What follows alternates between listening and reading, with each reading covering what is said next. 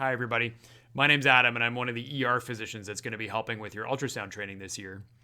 This module is on vascular POCUS, so we're going to talk about how to identify different arteries and different veins on ultrasound.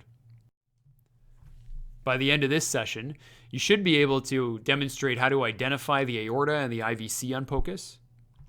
You should be able to identify the carotid artery and the internal jugular vein, as well as the femoral artery and the femoral vein. In general, you should be able to describe the sonographic differences between an artery and a vein. And finally, you should be able to identify the appearance of edema when you see it on ultrasound. So the first thing we'll talk about is just identifying the aorta and the IVC. So to do this, you'll need to use the curvilinear probe. So that's the probe that looks like this. And to get in the right spot, you're going to palpate just the base of the ribs right at the xiphoid, and then tuck the probe right underneath that area so you're really high up in the epigastrium. That's going to create a cut across those two main blood vessels around there, and it should give you an image that looks something like this. So let's run through some of the anatomy here. This red blob, that's going to be the aorta. The disc shape next to it, highlighted in blue, that's the IVC. And this piece behind those two vessels that I've highlighted in orange, that's going to be the spine. And that spine is a really important landmark because sometimes it's the easiest thing to see, and the two important vessels are usually sitting right in front of it. The only other thing to identify here is this piece here that we've highlighted in green. If you're really high up in the epigastrium where you should be, you'll often see a chunk of the liver that pops into view, and that's what it looks like on ultrasound. Now, the key question here is how do you differentiate between the aorta and the IVC? And there's a couple of things that you can look at. The first thing to notice is the shape of the two vessels. So the aorta and most arteries tend to have a very round shape, almost like a perfect circle, whereas the IVC and veins tend to have a variety of different shapes. So they can kind of look like a flattened disc shape, or sometimes an oval, or sometimes a teardrop, but there's a lot more variability. The position of the two vessels can sometimes give you some clues as well. So in this case, the aorta is usually on the left and the IVC is usually on the right. And you should be able to appreciate that the walls of the artery, or the aorta in this case, are a little bit thicker than that of the IVC. It takes a little while before your eye can pick this up, but you'll just see that there's a little bit more whitish, grayish stuff in front of the aorta compared to what's in front of the IVC. Sometimes it's really difficult to appreciate, and what you'll see instead is that the artery just sort of looks kind of shaggy around the borders, and that's a thicker wall that you're looking at. Collapsibility can also give you some clues. So most arteries are not really collapsible unless you're pressing really, really, really hard, whereas veins are very easy to collapse, and sometimes just the weight of your hand on top of it will cause them to squish. The IVC in particular, you'll see sometimes collapses just when people are taking deep breaths. And pulsatility can sometimes give you some clues as well. Most arteries, you can actually see a pulse when they sort of beat, whereas most veins you can't. Now I put a star here because the IVC is maybe an exception to that rule. It's so close to the heart that sometimes you can see a pulse. So you can't really use pulsatility to reliably distinguish the IVC and the aorta, but it does work for most veins and most arteries. Now, once you've figured out which one's the aorta and which one's the IVC, the next step is to look at the whole length of the vessel. So you're going to take your probe and you're going to slide all the way down towards the umbilicus to see the entire vessel. And you'll get a picture that kind of looks something like this. So you've got aorta, IVC, and spine. And if you keep your eye on the aorta, you'll see as you go down, it starts to split into two right at the end. That bifurcation is an important landmark because that tells you that you've measured the entire length of the aorta. You've seen all of it that you can see in the abdomen. Now, these pictures aren't always that pretty, and usually they're a lot blurrier. So let's have another look at a couple of normals just to train your eye a little bit. If you look in this picture here, you can see a black dot right there, which is probably the aorta. And I know that that's the aorta because just behind it, I've got this picture here, which is probably the spine. Nice bright white line with nothing but black behind it. And if you let that video play, you can kind of see a little sneak of the IVC right on screen left there. And a nice pulsation from the aorta that tells you that that's probably what it is. Here's another image that's probably even more difficult. So over here, there's the aorta, and that's sitting in front of the spine, which is right there. And if I play, you'll see that that aorta seems to split into two. So you're right at the bifurcation there. And I can't really see the IVC convincingly anywhere here. Why would you do this sort of scan? Well, there's a bunch of different things that you can pick up. The big one would be something like this. So if you look at this picture, you can see spine at the bottom of the screen and obviously a big black orb right in the center. So that's something called an aortic aneurysm. That happens when people have really high blood pressure for a really long time, and the aorta starts to stretch and stretch and stretch, and if it ruptures, somebody could die almost immediately. Here's another picture. So in this one, you can see spine shadow right at the bottom of the screen. You can see a couple of blobs sitting in front of it. The aorta is the circle on screen right, and the IVC is one of those circles on screen left, but it's hard to say exactly which one. And if you look inside the aorta, there's sort of a little line, a little flappy thing there. So that's an aortic dissection. If I show that to you in a longitudinal view like this, it's a little bit more clear. An aortic dissection is another one of those diseases that you get with high blood pressure. You get a little tear on the inside of one of the layers of the aorta, and that layer lifts off and creates what we call a false lumen. So you get a whole bunch of blood that's going into that false lumen instead of going all the way down the aorta. And this is another disease that can kill people very quickly. Okay, let's move on to the neck veins. So a lot of different vessels that you can see here, but the big ones that we're focused on are the carotid artery and the internal jugular vein. And you can see those on the picture in front of us. To examine these vessels, you're going to use the linear probe. So that's this one, the long flat one. And to pick up the right spot, I would suggest you just feel for the carotid pulse and then place the probe over that spot on the lateral neck. So it should look something like this. You'll cut the vessels this way, and that should give you a picture that looks something like this. Let's go through some of the anatomy here. So this blue blob here, that's the IJ, or the internal jugular vein. The red blob next to it is the carotid. And this piece of tissue in front of it that I've highlighted in green, this is the sternocleidomastoid, and it's probably the big important landmark that tells you where you're in the right spot. Those are really the only big things you need to identify, but there are a couple of other things you can see on this screen. So one is this little guy here. So this is one of the strap muscles of your neck. And you can see just a little squeak of thyroid on this picture here, which you might remember from a previous session we did on ultrasound with you guys. Now, of course, the million-dollar question is, how do I tell which one's which? How do you differentiate between the carotid artery and the internal jugular vein? And it's the same sort of things that we talked about with the aorta and the IVC. So the shape is probably the first clue. The carotid and most arteries tend to have kind of a round shape to them, whereas the jugular and most other veins will come in a variety of different shapes. This one looks pretty round, but you'll often see it kind of in a teardrop shape or a diamond shape, or sometimes it's so squished it's just difficult to see at all. And it all depends on how much pressure is in the vein at the time. The position is another clue. So the carotid tends to be more medial, whereas the vein tends to be more lateral. But I put a little star on that one again because you'll find in this case the position varies a lot.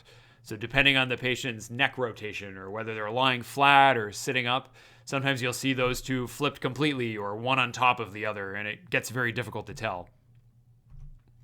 The wall thickness is another clue. So if you look at the carotid in this picture, there's just sort of more white stuff in front of it than there is in front of the jugular vein.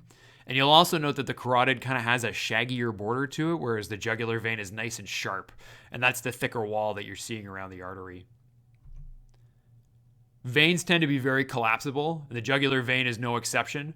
The jugular vein is another one that you'll sometimes see collapsing just when people take deep breaths. And the carotid, like most arteries, is a lot more difficult to compress. The carotid also has a pulsation to it that you can usually see pretty easily. And the jugular vein typically doesn't have that, though it is pretty close to the heart, so sometimes you will see a little bit of a flash or beat. So let's look at a couple more pictures of normal just to kind of get your eye used to this. So in this picture here, you see the jugular vein on the right side. It's huge because this patient is lying in a Trendelenburg position and the vein is very full. It's kind of got a roundish sort of blobby kind of shape to it. And it's got a nice thin border all along the anterior edge. You compare that to the carotid, which is tucked right underneath the edge of it. It's like a perfect circle. It's got a nice thick border all the way around. And you'll notice in this case that the two vessels are not side by side, right? The carotid's kind of tucked underneath. You can see a more extreme example of that in this picture where the carotid is right underneath the jugular vein. And I can tell that that's the jugular vein because it's got a nice thin border. It's not a perfect circle. And if I compare it to the carotid's got a much sort of shaggier kind of appearance to it, which is probably those thicker walls that we typically see. Let's talk about the femoral vessels next. Scanning the femoral vessels is very similar to scanning the neck vessels. You want to feel for the femoral pulse and then place the probe right in that spot where you feel it over the inguinal crease. So it typically looks like this. And we'll often put the patient into this kind of half frog leg position with their leg externally rotated because it just opens up that space and makes it easier to get in there. You'll cut the femoral vessels like this, and that should give you a picture that looks something like this. Let's highlight some of the anatomy. So in blue, I have the femoral vein. And then in red, right next to it, I've got the femoral artery. Those are probably the only two big things that you need to be able to see on this screen, but there's a couple of other things of interest that you can see as well. This big gray blob that I've highlighted in green, you'll often see this, and this is just what one of the leg muscles looks like. And in between the muscle and the artery, you can definitely see that there's a different texture. It takes a little while before your eye can pick this up, but you can also see the femoral nerve in that space. And that's what that looks like on ultrasound. The next big thing, obviously, is how do you tell the difference between the two? And it's the same rules that you saw before. So the shape is your first clue. So the femoral artery is usually that nice round shape, whereas the femoral vein can take on a whole bunch of different shapes. And in this case, it almost looks like it has like a pointy edge at the bottom. The position is another clue. And in this part of your body, the position is usually pretty reliable. So you might remember from your anatomy labs learning different mnemonics for this, like navel, where it goes nerve, artery, vein, empty space, lymphatics. Or maybe you learn the other way, like VAN, like vein, artery, nerve, running from right to left. Some people just remember venous penis or venous vagina, just to remember where the vein is supposed to be, and the rest kind of falls into place. The wall thickness is another clue. Harder to see, I think, on this picture, but there's usually just more white stuff in front of the artery than there is in front of the vein. And collapsibility is still true here. You won't see the femoral vein collapse with respiration, but you will find that if you put a bit of pressure on it, it collapses pretty quickly. And the artery is also usually pulsatile. So you can feel a pulse in this area. You should be able to see a pulse when you put the ultrasound probe on it. And if you're ever not sure, you could just put a little bit of pressure in this area, and you should be able to see the vein really squish. And sometimes that really brings out the pulse of the artery right there in that video. Let's look at a couple more pictures of normal. So in this picture here, you see some vessels in the middle of the screen, but hard to tell sort of which one's which. The picture's kind of blurry. If I play the clip, two things jump out right away. So first, one of those vessels is pulsing. So that's probably going to be the artery. And then right next to it, with pressure, there's a second vessel that just collapses completely. So that's probably going to be the vein. You'll notice that that vein is not round. It's got almost like a triangle shape to it. And the artery on the left has a nice, almost perfect circle going on. If we look at this picture here, there's a nice clear vessel right in the middle of the screen, but I only see one. If I play the clip, you can see it's got a nice pulse to it. And then right next to it, as the operator alleviates some pressure, all of a sudden this vein, obviously very collapsible, just pops into view. Nice clear picture. In neither of these pictures do I really see a nerve anywhere, but there's a little bit of muscle in the one that's animated right now. So why would you ever need to do this? Why would you ever want to look at the blood vessels in somebody's neck or in somebody's leg? There's a bunch of different reasons, but the most common one is we just need to get IV access somewhere. So sometimes we'll have patients where we can't get an IV in their hand or in their arm or any of the usual spots.